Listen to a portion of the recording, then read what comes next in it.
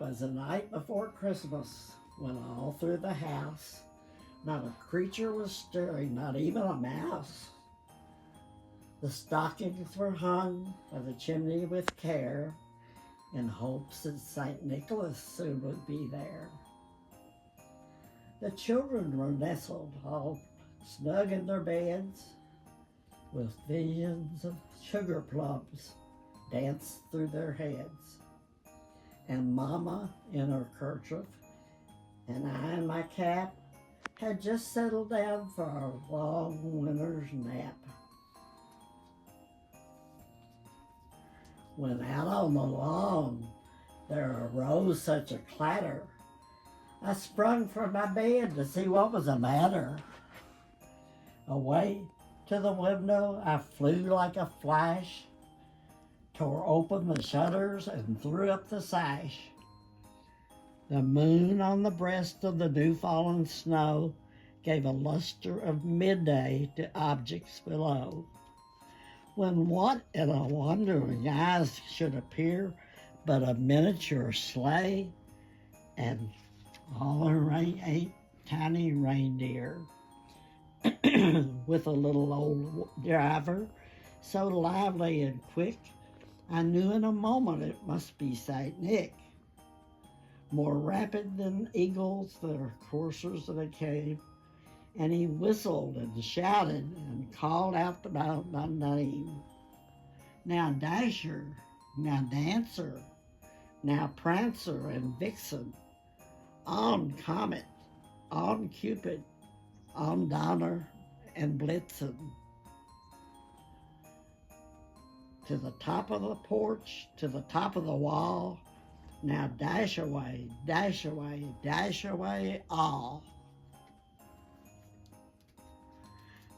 As dry leaves that before the wild hurricane fly, when they meet with an obstacle, mount to the sky. So up to the housetops and the coursers they flew, with a sleigh full of toys, and St. Nicholas too. And then in a twinkling I heard on the roof the prancing and pawing of each little hoof. As I drew in my head and was turning around, down the chimney St. Nicholas came with a bound. He was dressed all in fur from his head to his foot, and his clothes were all tarnished with ashes and soot. A bundle of toys he had flung on his back, and he looked like a peddler just opening his pack. Excuse me.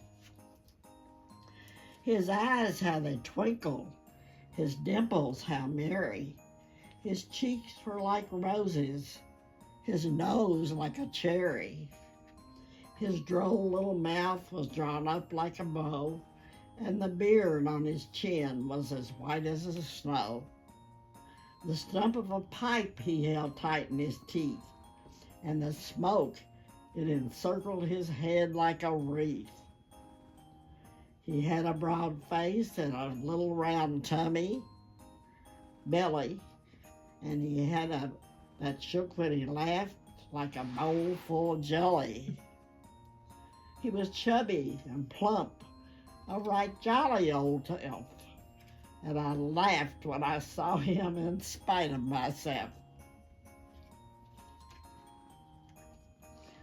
A wink of his eye and a twist of his head soon gave me know that I had nothing to dread.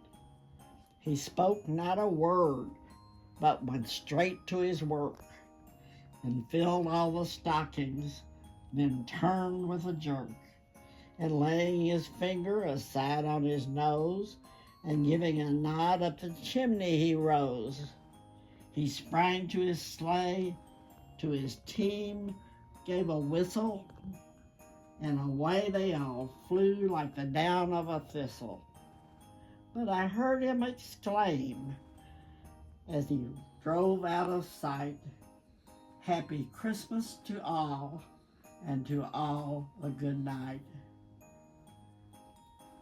and Merry Christmas to all.